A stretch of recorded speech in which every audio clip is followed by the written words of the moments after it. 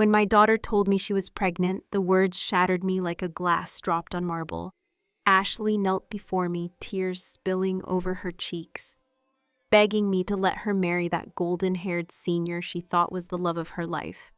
I had raised her alone, carried every burden so she could have a future free of struggle. And now here she was trembling at my feet, pleading for me to accept the man who had led her into this mess. Out of sheer desperation, I dragged her to UCLA Medical Center, demanding she end the pregnancy. She was only a sophomore in college, barely 20 years old, and her future stretched before her like an open road filled with promise. I thought if she saw my anguish, if she felt the weight of my decision, she would understand it came from love, from fear of seeing her trapped by a reckless choice. But I had underestimated how deep her obsession ran. When I turned my back for a moment, she laced my food with something that made my limbs heavy, my vision blur. By the time I realized what she had done, Connor Blake was at her side. And together they locked me in a basement, like a criminal feeding me, nothing tormenting me, until the hunger hollowed me out. I died in that pit, not from time or age, but from the betrayal of the one person I had loved more than myself. And yet when I opened my eyes again, gasping for air, I was back on the very day Ashley first knelt before me, begging to marry him. Her voice rang sharp in my ears, pulling me back to reality. "Mom, I'm pregnant. I want to marry Connor." She pulled a folded paper from her purse, slapped it coldly on the table between us. The suddenness of it made me freeze my chest tight, my breath caught. She stared at me with tear-streaked cheeks, her lips trembling, but her voice stubborn. "I will never break up with him. If you don't agree to our wedding, I'll leave this house tonight." I stayed silent, and her impatience grew. She repeated her demand louder, forcing the word marriage into the air, until it echoed against my ears like a curse. That was when I realized it was true. I had come back, given one more chance, forced to face this nightmare again. My fingers trembled as I picked up the paper, reading the black letters that confirmed it over 40 days pregnant, just as it had been before. My heart clenched as she softened her voice, no longer threatening but coaxing. "Please, Mom. I know you don't like Connor, but I love him. If you don't give us your blessing, how can we ever be happy?" She sat close beside me, her tears turning into a girlish wine, trying to melt me with the innocence she no longer truly had. I set the paper down slowly, forcing myself to look into her eyes. "Ashley, have you really thought this through? You're 20 years old. If you marry Connor now just because of this baby, what will happen to your studies? What about your future?" In my past life, I had forced her into the clinic, had dragged her to the operating room, believing it was the only way to save her. But this time, though, my heart burned. I wanted to hear her answer. I wanted to see if she could understand the weight of her choice. She blinked at me, startled by my question, but quickly nodded, determination flashing in her eyes. "Mom, I've thought it through. I have to marry Connor. I won't regret it." I let out a long breath, my chest rising with reluctant acceptance. Talking further would only drive her further away. "Ashley," I said softly, "if that's what you want, then I'll allow it. I'll let you marry Connor." She gasped, her tears drying instantly, her face breaking into a radiant smile. She flung herself into my arms like a child who had just won her favorite toy. "I knew you loved me most, Mom. Thank you so much." I hugged her lightly, my lips curving into a smile that felt more like a grimace. "Ashley, tell Connor to come here tomorrow. Before the wedding, I need to meet him at least once." She squealed with joy, kissing my cheek, before hurrying off to her room to call him. Her voice bright and cheerful, as if the storm between us had never happened. When the wooden door clicked shut, the weight of memory crashed over me. This scene had played out exactly the same before. Ashley holding the pregnancy test, sobbing, begging me to bless her marriage to Connor. And I, hard as stone, had dragged her to the hospital, booked the earliest appointment, ignored her wails that shredded my heart. I could still see her in that cold room, her throat hoarse from screaming, smashing anything she could reach, even trying to climb out the window to escape. And when she defied me, I slapped her across the face twice. each strike burning my own skin as much as hers. She had frozen, then clutched her cheek, her eyes blazing with hatred so raw it sliced through me. "I hate you, Mom. I'm your daughter. How could you treat me this way?" Her words had stabbed deeper than any knife. I had pulled her close, tears sliding silently down my cheeks. "Ashley, I'm only doing this for your own good. You're still in college. I don't want you to regret this for the rest of your life. I'm sorry I didn't mean to hit you." But she had pushed me away, wiping her tears, with a cold hand retreating to her bed, where she curled into herself and refused to look at me. That night I sat in the living room staring at her closed door, listening to her muffled sobs fade into silence. I stayed awake until morning, my eyes dry and burning, my body stiff from the sofa. It had been the longest night of my life, and I had believed then that time would heal her anger, that love would be enough. I knew now how tragically wrong I had been. The next morning, when Ashley was pushed into the operating room, my heart finally loosened just a little, as if a crushing weight had been lifted. The procedure went smoothly without complication, and for the first time in weeks, I allowed myself to breathe. For the entire month that followed, I set aside every piece of work, every personal responsibility, and devoted myself entirely to caring for my daughter. Whatever she craved, I made with my own hands in the kitchen, even recipes I had never touched before, fumbling through cookbooks and calling restaurants until I could find exactly what she wanted. And when cooking failed me, I ordered food from the most expensive places in Los Angeles to be delivered straight to our condo near Santa Monica Beach. If Ashley desired something, whether it was a meal, a dessert, or even a handbag, worth thousands, I paid without hesitation. To me, nothing mattered more than making her feel safe and loved, believing foolishly that through this care, she might one day understand the depth of my heart.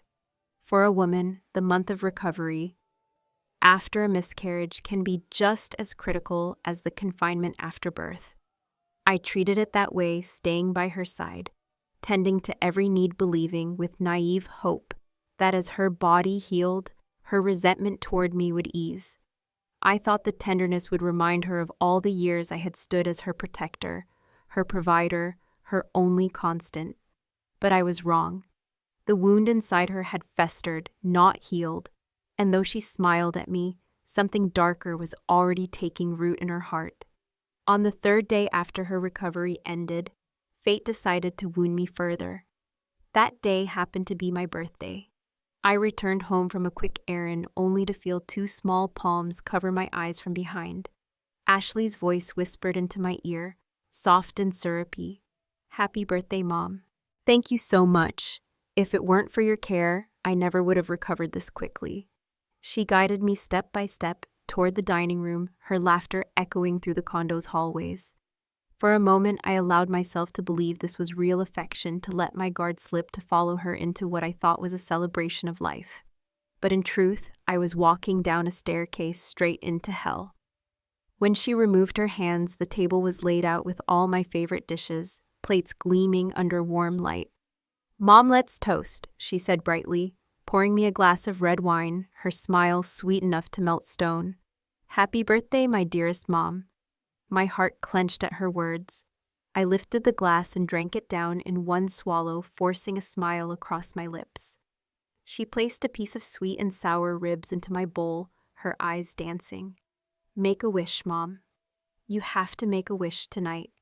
I looked at her, my heart softening despite everything, and let a small smile bloom. "Ashley, my only wish is simple. I just want you to be happy, truly happy every single day of your life." Her chair scraped loudly against the floor as she stood. Her eyes no longer soft, but burning with something that froze me in place. "Is that so?" she asked, her voice sharp with bitterness. "But Mom, you killed my child. How could I ever be happy again?" My chopsticks clattered from my fingers onto the table, the sound cutting through the silence like a blade. "Ashley," I whispered, my chest tightening. "After all this time, you still hate me for that. I am your mother. I would never harm you." She sat back down slowly, her lips curling into a smile so cold it stripped the warmth from the room. "From the time I was small, I obeyed you in everything, but this one thing I could never forgive. You took my baby away. I will never forgive you." Before I could respond, a sudden dizziness crashed over me, the room spinning violently, my limbs turning heavy. The lights blurred into darkness, and my body collapsed forward onto the table. My last vision before blackness claimed me was the shadow of a man stepping out from Ashley's bedroom. When I woke, it was 2 days later. Darkness smothered me, endless and suffocating. I tried to move only to feel coarse rope biting into my wrists and ankles, binding me to a chair. From somewhere far away came Ashley's trembling voice, carrying both fear and defiance. "Connor, she's still my mother." His reply was calm, almost soothing, but every word struck me like a knife. "Ashley, don't forget our baby. If it hadn't been for her, our child would be here with us. You can't forget that. You'll never forget that." Ashley sobbed, her voice breaking. I remember every second. That cold metal, the long needle stabbing into me. "It hurt so much, Connor. It hurt so bad." Her words carved into me, each syllable sharper than the next, slicing my heart into pieces. My chest throbbed with agony, not from the ropes, not from hunger, but from the realization that no matter what I did, the hatred had rooted so deep, she would never see my love for what it was. I closed my eyes, pain radiating through my body. Memories I thought long buried surfaced in a flood images of Ashley, as a little girl, sweet and bright, clinging to my hand. She was 7 when her father and I divorced. From that moment, all my love, all my energy was poured into her. I worked in a factory by day. My hands calloused and aching, and at 4 o'clock every afternoon, I rushed to pick her up from school. She sat beside me on a small stool doing homework, while I bent over machinery, her eyes lifting now and then to watch me work. At night, when the shift ended, I held her tiny hand as we walked home together beneath the silver glow of the moon. "Mom," she had chirped one evening, "our teacher taught us the multiplication table today. Want to hear me recite it?" I laughed softly. "Of course, sweetheart, I'm listening." Her voice was high and sweet as she began. 2 times 1 is 2, 2 times 2 is 4. And I thought then that no sound in the world could be more beautiful. "Mom," she said at the end, snuggling against me, "I love you more than anyone. You're the best mom in the whole world." Back then, her innocence had been my anchor, her laughter, my reason to keep breathing. How cruel it was, how bitterly cruel, that now those same lips spat only venom, that the little girl who once adored me had grown into a woman who would bind me with ropes and watch as the man she loved destroyed me. "Mom, Connor and I already have a date. Tomorrow night." Ashley burst from her bedroom, catching me as I was secretly wiping tears from my face. Her voice softened, instantly filled with worry. "Why are you crying again? Please don't, Mom. I promise I'll live a happy life." She tried to reassure me with those words, the same words she had used before in another life. But I saw the suitcase she was trying to hide behind her. I forced a smile, my lips trembling as I asked Ashley, "What time are you and Connor planning to come home tomorrow?" Her cheeks flushed pink as she tucked the suitcase further out of sight. "Probably tomorrow night, Mom. He's been busy lately, that's all." I nodded slowly, pretending not to notice, pretending to believe. "All right, go then. But send me a list of what you want to eat. I'll wake up early and go to the market to prepare." Relief lit up her face and she ran toward the door, her voice bright and playful. "See you tomorrow, Mom." The elevator doors closed, swallowing her figure. I stood still, staring at the empty space where she had been, then walked back to the sofa and sat down heavily. In my last life, I had convinced myself that forcing her to end her pregnancy was the best decision, that it would save her. But instead of gratitude, she had joined forces with Connor to drag me down into a basement and leave me there to rot. That basement still haunted me. There had been a large mirror against the wall, tall enough to reflect every inch of my battered body. Blood smeared across its surface, proof of each lash from the whip Connor delighted in using. He would strike me again and again, the barbed leather biting until there was no skin left untouched. At first, Ashley only sat on the steps watching in silence, her face pale. But over time, she joined him. She picked up needles, thin and gleaming, and pushed them slowly into my stomach, one after another, her eyes cold as she whispered, "Mom, do you feel it now? This is the price you pay for dragging me into that clinic." Every time she said those words, I would only let out a bitter laugh and whisper back, "Ashley, this is the price I pay for giving you life." By the third day, they stopped bringing water. My lips cracked, my throat burned. I stared into the mirror at the ruin of my body, a husk collapsing into itself, and laughed like a mad woman, the sound echoing in the dark. Each day after was nothing but torment. My body drawing, shrinking, my pain stretching into eternity. Even the smallest movement sent agony tearing through my insides, as though my organs were being ground to dust. After 2 more days, I slipped into unconsciousness, never waking again. The last thread of love I had held for Ashley snapped in that basement. This time, I vowed I would not fight for her. I would not beg her to see reason. I would smile, and I would watch her and Connor destroy each other. The very next day, she returned with him. "Mom, this is my boyfriend Connor. Isn't he handsome?" Ashley's voice was laced with pride, as if she were presenting me with a gift.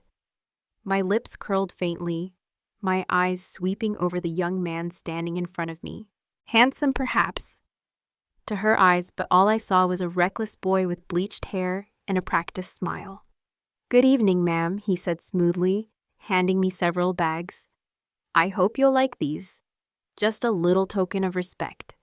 I took the gifts, placing them on the coffee table.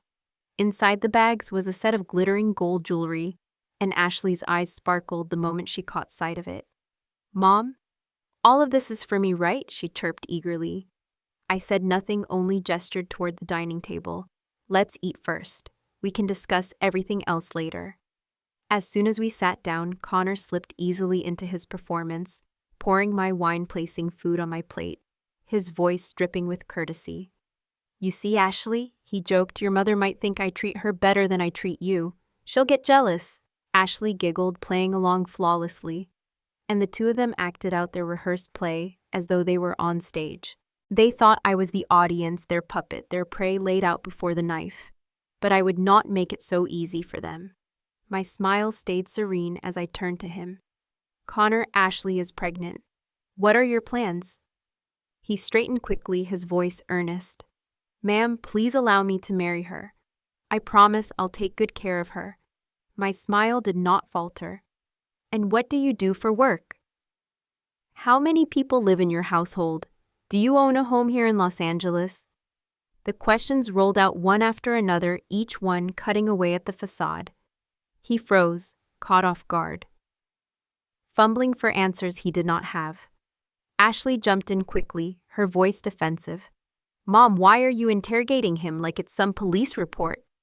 Even if Connor doesn't have a house or a job yet, I'll still stay with him. None of that matters to me." Inside, I laughed coldly, though my face remained warm, motherly, gracious. They thought they had trapped me. They thought I was already carved open on their table. But they didn't yet understand I had been through this once before, and this time I was the one holding the knife.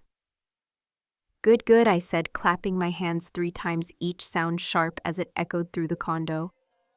The moment the applause stopped, Connor straightened quickly, putting on his earnest mask.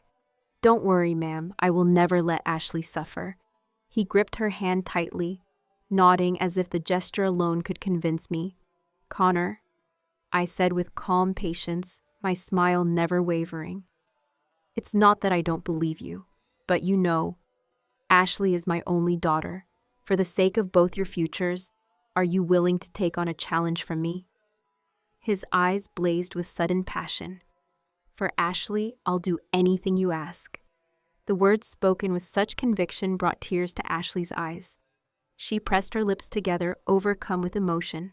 I nodded with satisfaction before turning to her. "Ashley, where's the credit card I gave you before? Hand it over to me."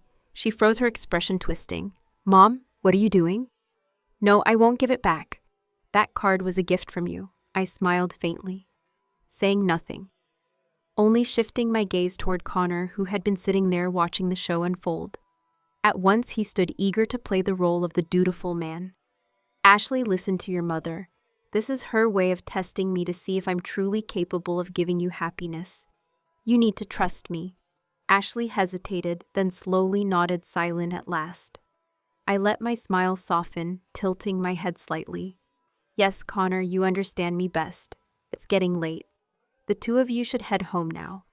Ashley stood reluctantly, throwing me looks full of silent protest, but I ignored them. Instead, I feigned sudden forgetfulness, patting my forehead. Oh dear, look at me almost forgetting. How careless. Pulling out my phone, I transferred $6,000 directly to Connor through his account. Ashley's face lit up instantly, her smile radiant. I knew it. Mom, I knew you still loved me most. I smiled back, but inside bitterness twisted through me. The daughter I had cherished more than anything, the one I had sacrificed, every drop of sweat and every ounce of strength for, was the very one who had thrown me into a pit of betrayal in another life. Once they left, I carried the gold jewelry into my bedroom and locked it carefully in the wardrobe. Then I pulled out the small surveillance cameras I had bought, no bigger than a grain of rice, coated in gray-white paint, that blended perfectly with the walls. I stuck one inside the wardrobe, then placed the others in corners throughout the condo. With each camera connected, tested, adjusted, the entire apartment fell neatly into my control. When the work was done, I sank into the sofa, gathering my thoughts. My mind drifted back through the years, to everything I had endured to keep Ashley safe. Before college, before the condo by the beach, there had been nothing but endless work and sacrifice. Years ago, her father and I had run a small bakery, waking before dawn. Each day, kneading dough until our hands cracked, saving every penny we could. When the marriage dissolved, I took my portion of the house sale, grabbed my little girl's hand, and left for the city to start anew. Life there was merciless. Without permits, I couldn't sell breakfast food on the streets, so I entered the assembly line of a factory, working 12-hour shifts where every dollar depended on how many pieces I produced. The harder I pushed myself, the more I could bring home. Every time exhaustion threatened to break me, I thought of Ashley. For her future, I endured. For 4 or 5 long years, I carried that weight. When the factory closed, luck pushed me into domestic work. At first, I cleaned houses by the hour, dragging my tired body from one client to another. Later, I was offered a live-in nanny job, harder but steadier. By then, Ashley was in middle school, only coming home on weekends. I accepted, telling myself it was worth it, that every sacrifice would carve her a better path. The family I worked for treated me well, knowing I was a single mother raising a child alone. They paid me fairly, never once cheated me, and even prepared red envelopes for Ashley during the holidays, sometimes 500, sometimes 1,000. Life was grueling, yes, but there were sweet moments too, especially when I held Ashley's report cards in my hands. Each high score made every ache worth it. I tucked away money bit by bit, slowly building a safety net for us. When Ashley was accepted into a university in another city, I quit my job without hesitation and moved with her. By then, real estate prices had not yet soared to madness. I poured every last dollar of savings into a small apartment so she would have a stable home during her studies. Whatever remained, I put in the bank, and with trembling pride, I handed her a credit card under her own name. It was not just plastic, it was proof of every sleepless night, every calloused hand, every sacrifice. And now that very card had returned to me, wrested from her fingers. As if fate wanted to remind me who truly held control, I had poured every last cent of my savings into buying the condo near Santa Monica Beach, a place Ashley and I could finally call home. The remainder I placed safely in the bank, opening a credit card in her name, believing it would be her lifeline, her symbol of independence. And now that card was back in my hands, its balance more than enough to carry me comfortably through the rest of my life. For once, I felt a strange sense of freedom. My daughter had taken so much from me, But this, at least the small slice of security, was mine again. The thought stirred something inside me, something long denied. For decades I had worked and sacrificed living only for Ashley. Perhaps it was time to live for myself. Without hesitation, I pulled out my phone and booked a flight. I had never truly traveled, never seen the beauty the world had to offer. If my past life had taught me anything, it was that joy could vanish in an instant. This time, I would take it for myself. But only days later, Ashley stumbled back through the door.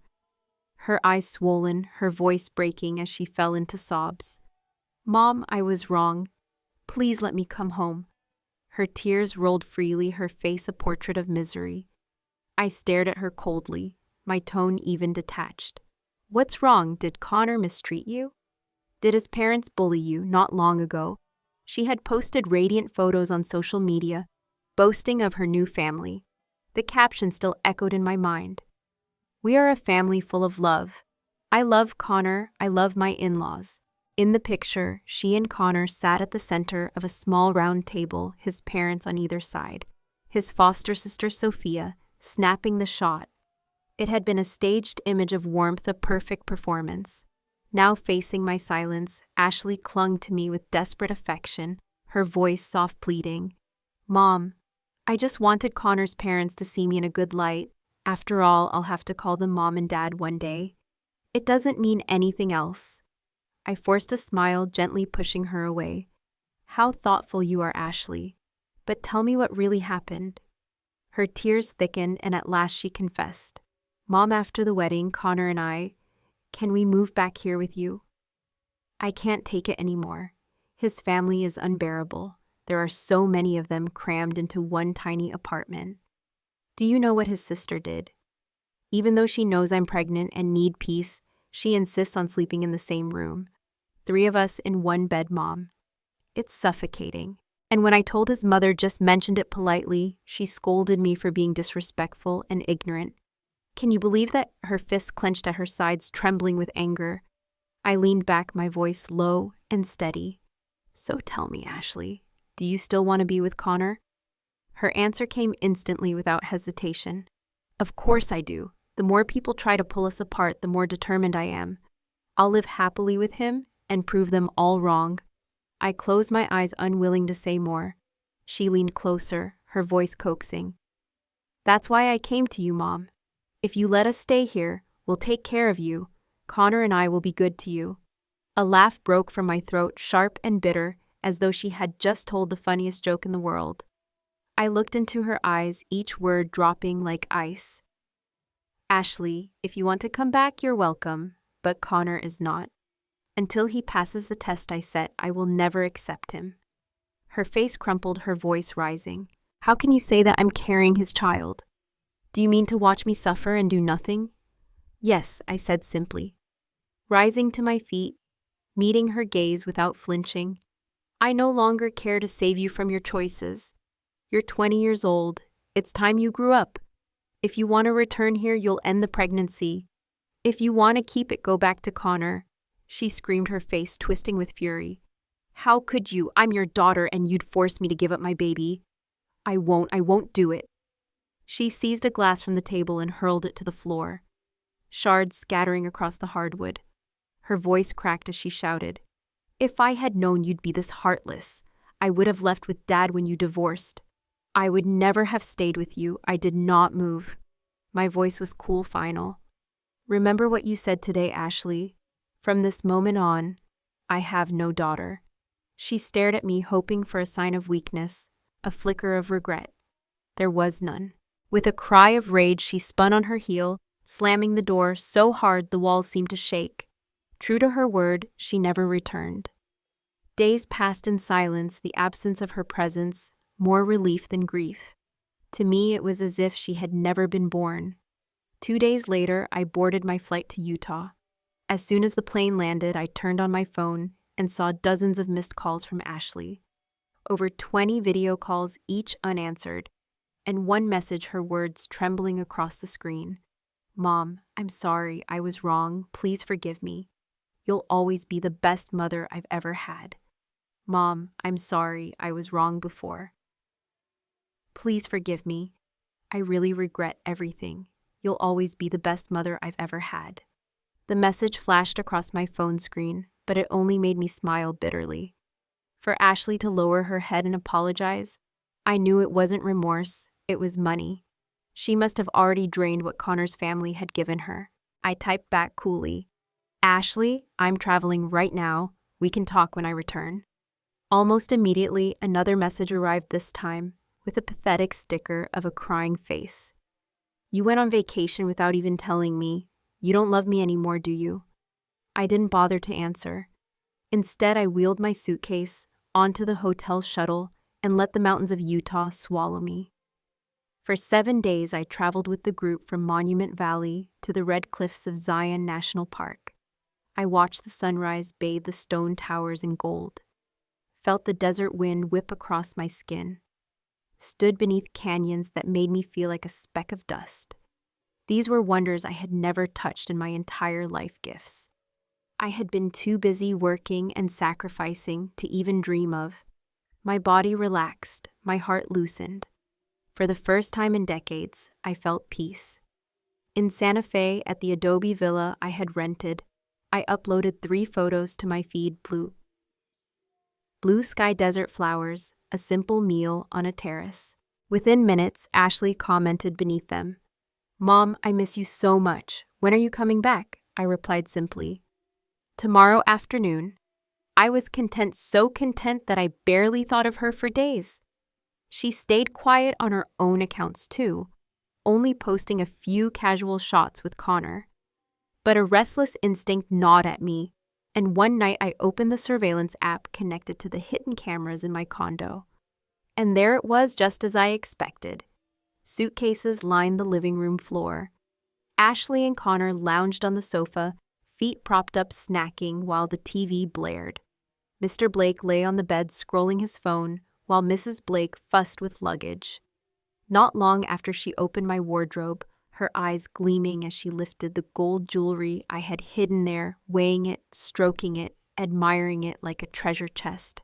5 people sitting in my home, as if it were theirs, dividing my possessions like vultures over a carcass. So this was their loving family. Good. If they were so shameless, then I would be ruthless. I downloaded the footage immediately, storing copies in the cloud. The next morning, I checked again. The apartment was empty, the wardrobe stripped bare, the gold jewelry gone. My lips curled into a thin smile. I booked a ride straight to the LAPD Pacific Division. "Good afternoon, officer. I'd like to report a burglary," I said calmly. Officer Marcus Hill, young and alert, ushered me into a chair. "Ma'am, don't worry. Have some water first. Tell me what happened." I let my eyes well with tears, letting my voice tremble.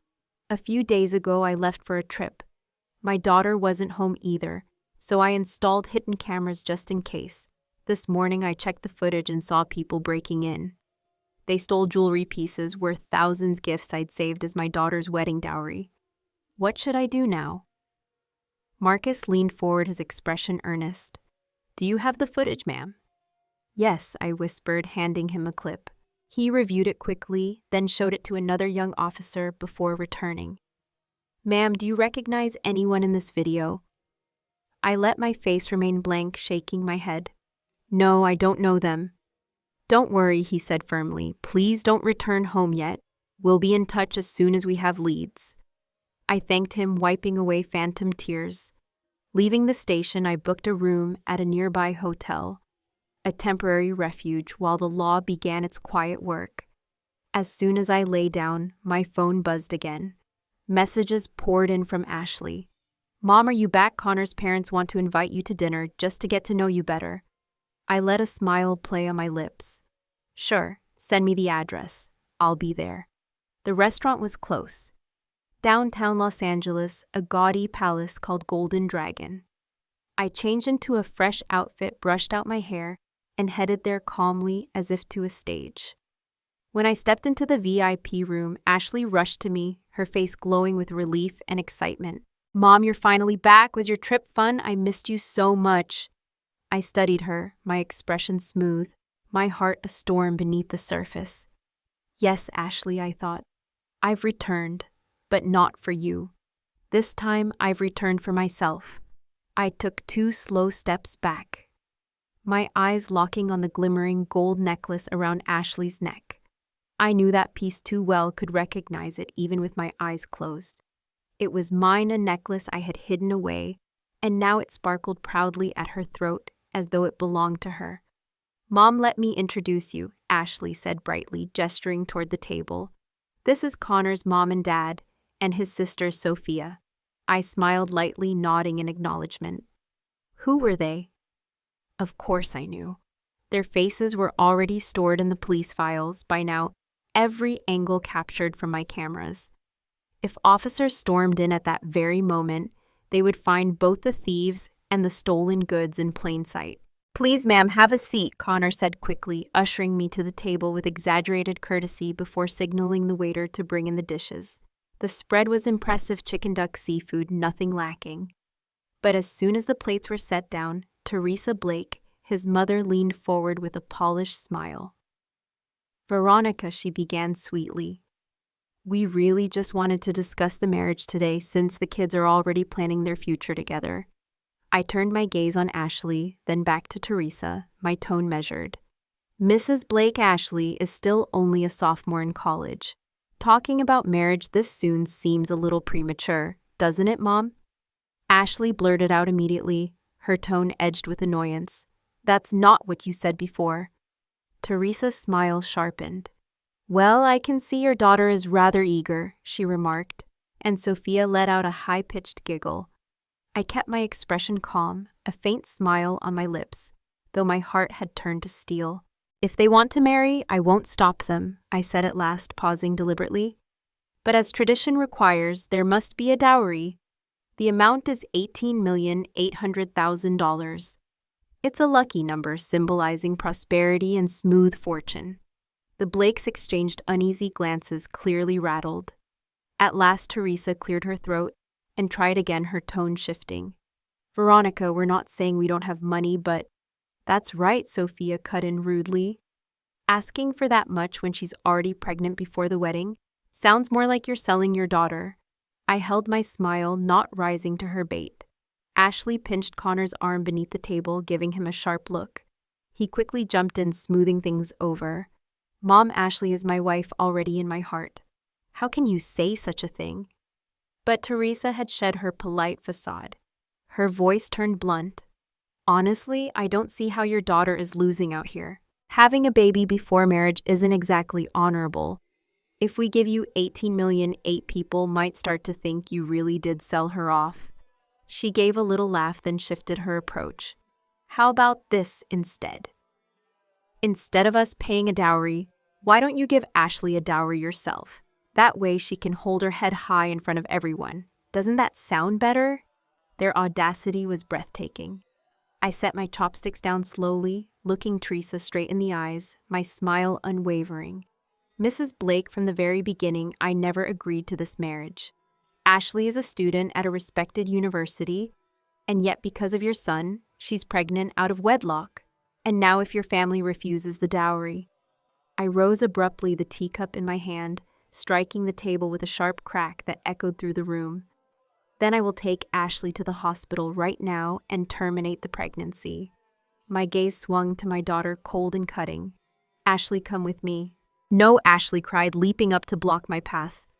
"I'm not going anywhere. I will marry Connor no matter what. I don't care about dowries." Her face twisted, her voice trembling but defiant.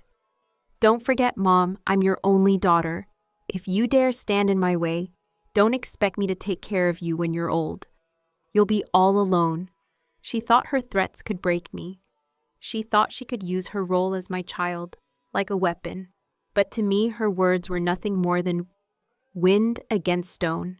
"Ashley," I said softly, my tone laced with sorrow that was more performance than truth. "For a man you'd cut ties with your own mother, is that really what you want?" "Yes," she shouted, her eyes blazing. "I'll say it straight. You've never had a happy marriage yourself. You don't want me to be happy either. You're jealous. You can't stand to see me loved." Laughter burst from me, raw and aching, until it hollowed into a sound more like grief than joy. So this was my daughter, the child I had raised, loved, sacrificed everything for. In my past life, she had locked me in a basement with Connor, tortured me until I died. And now reborn, she used the cruelest words she could find, stabbing straight into my heart.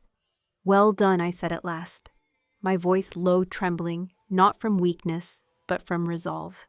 "Ashley Ramirez, from this moment on, you and I are nothing to each other. Knock, knock, knock."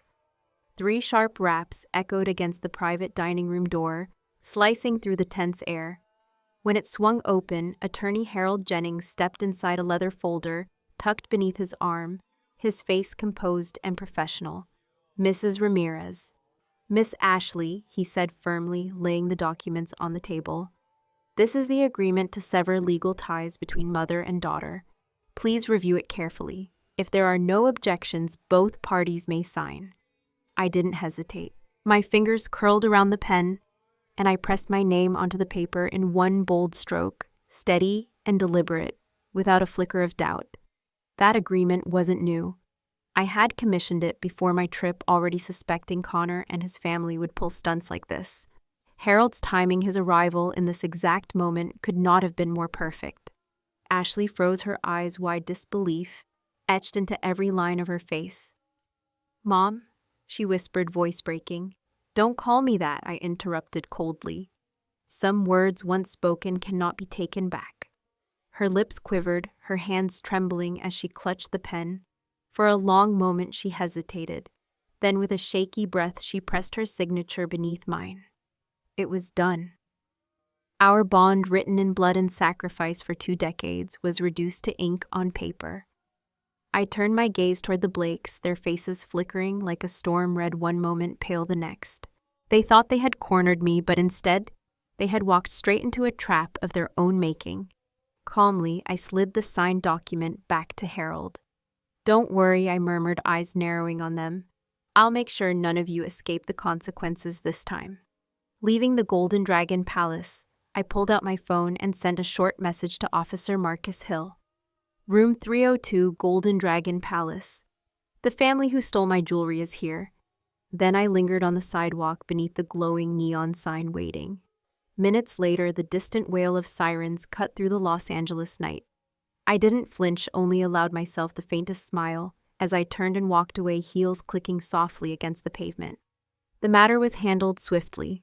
Within half a day, Marcus called to tell me the stolen gold had been recovered.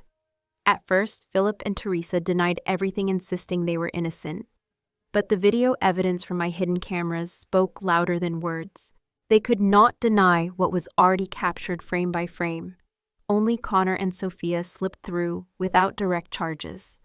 As for Ashley, once she signed the paper disowning herself, she wasted no time blocking me from her contacts, cutting me out of her digital world with the same haste she had once begged me to protect her. She deleted me from her phone, blocked me on social media, as though erasing me could rewrite the truth.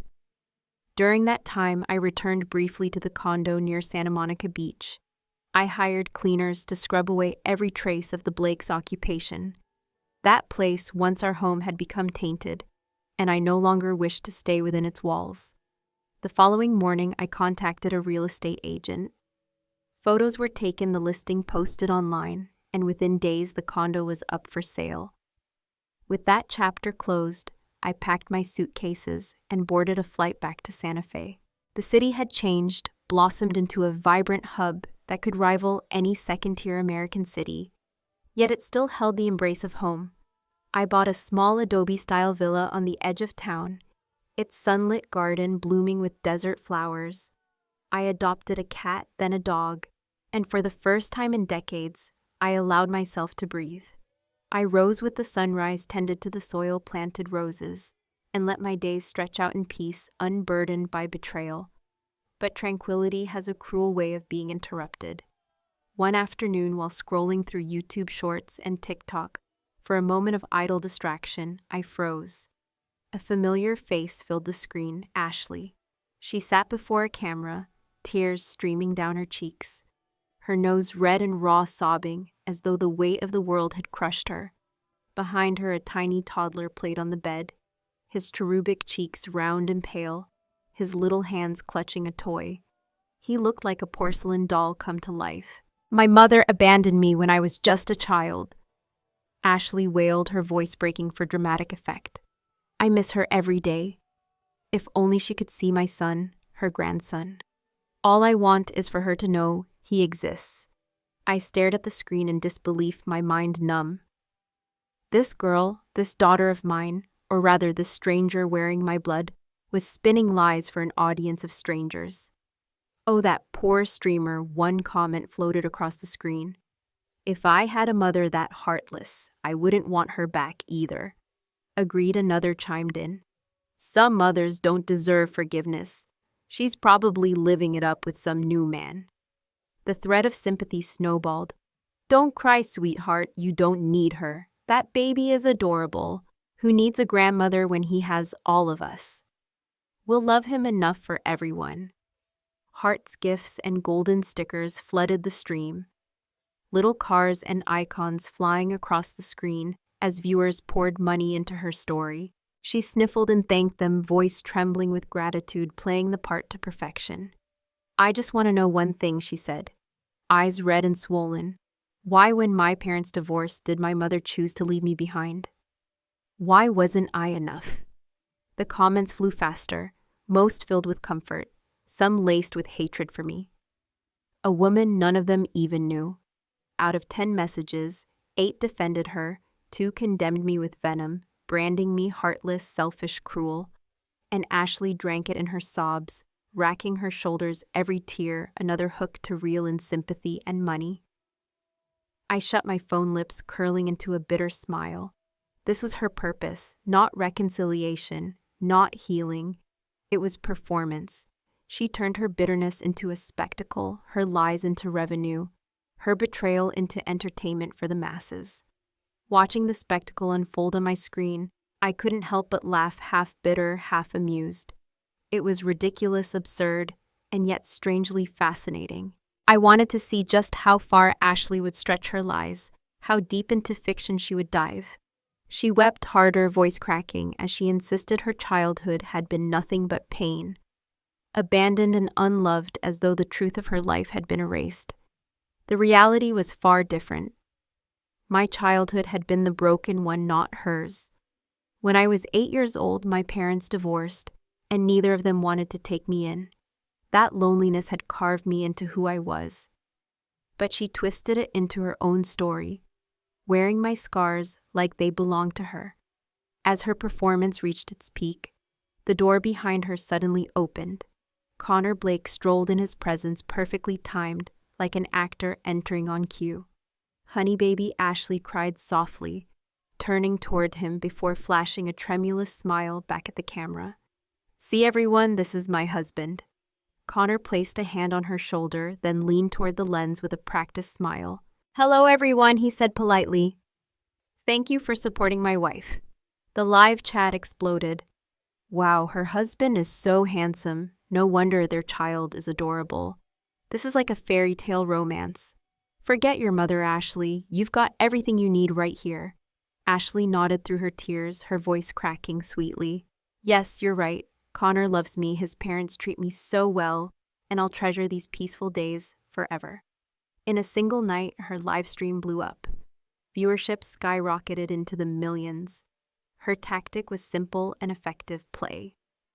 The wounded child of a heartless mother tug at the heartstrings of strangers and let sympathy turn into money. Viewers didn't want truth, they wanted tragedy, conflict, and a villain they could curse. Few bothered to question whether her story was real. I didn't stop at one broadcast.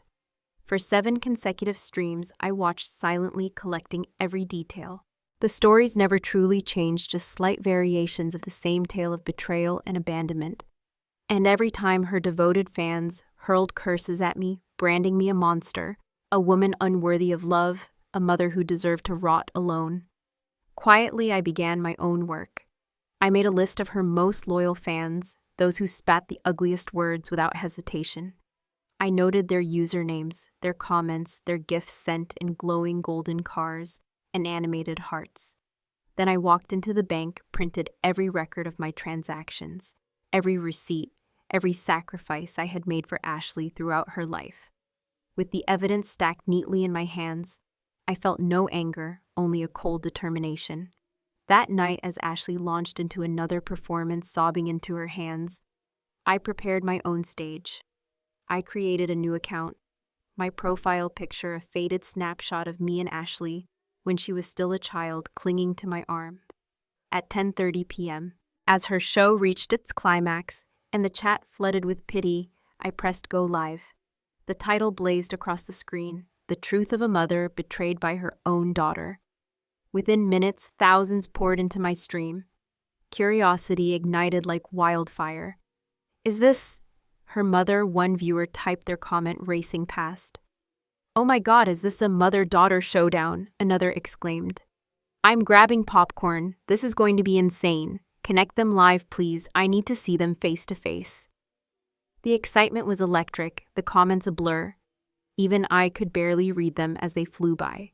For the first time in years, Ashley no longer controlled the narrative. I took a breath and then began.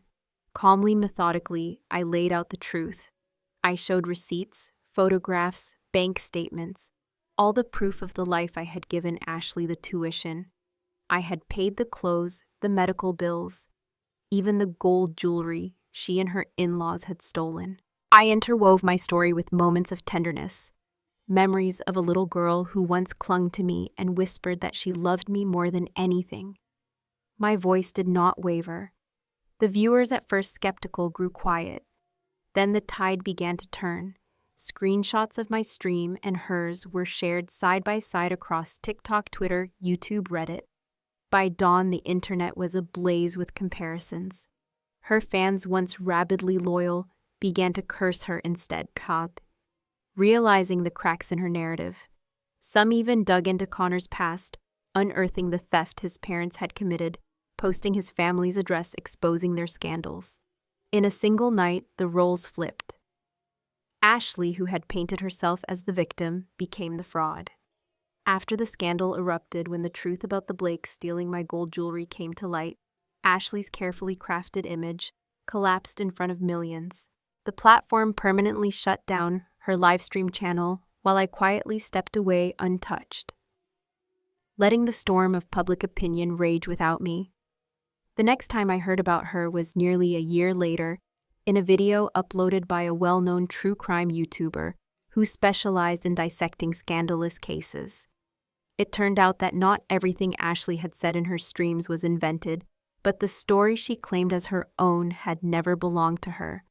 The one who had actually been abandoned by her parents and later adopted was Sophia Blake, the girl everyone had always believed to be just Connor's foster sister.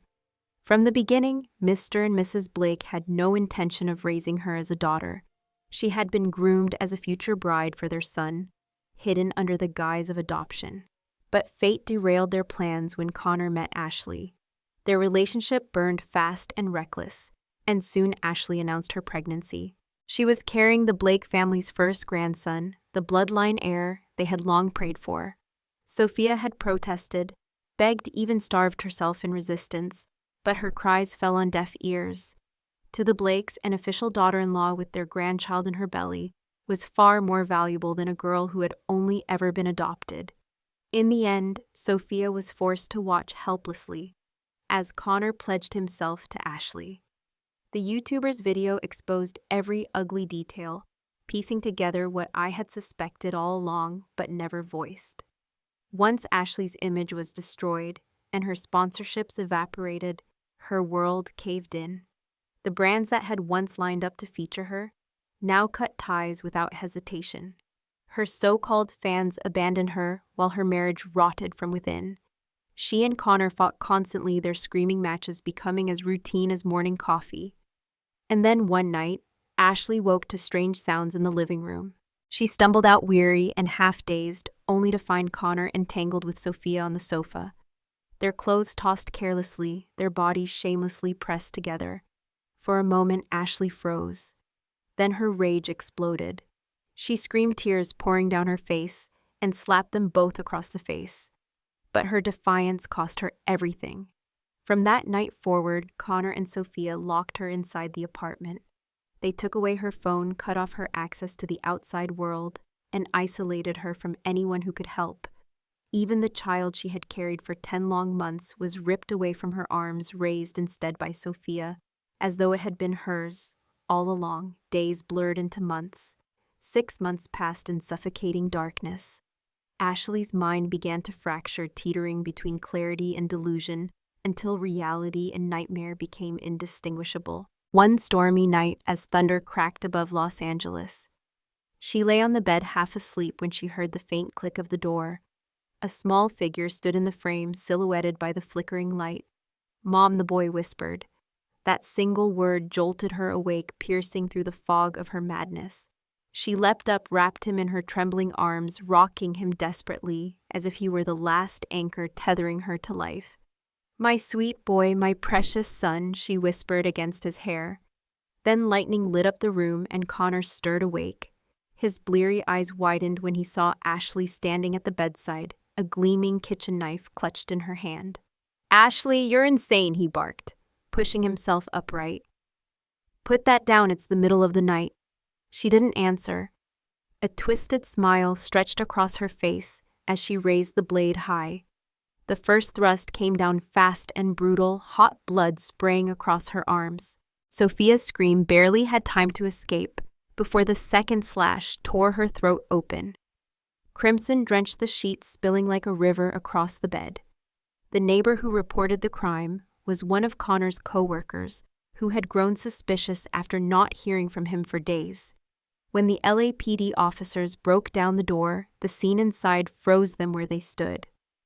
On the bed lay 2 lifeless bodies, butchered beyond recognition. In the kitchen, Ashley calmly stirred a pot of porridge, as though nothing had happened, her hair matted with blood, her lips curved in a disturbingly serene smile. "Oh, officers," she said cheerfully when they entered, "breakfast is almost ready." At the dining table, the little boy sat quietly waiting, a bowl of steaming porridge set before him. The trial was swift. Ashley was convicted and sentenced while her son was taken into state custody and placed in an orphanage. The news traveled fast to the prison where Philip and Teresa Blake were already serving their time for theft. The moment they learned of their son's gruesome death, their adopted daughter's demise, and their grandson being taken by the state, they collapsed in shock. Neither of them ever woke again. And just like that, the Blakes, once so arrogant, greedy, and untouchable, were wiped off the map. Their legacy ending not in wealth or triumph, but in blood and silence. Thanks for listening. Be sure to subscribe so you don't miss the next videos.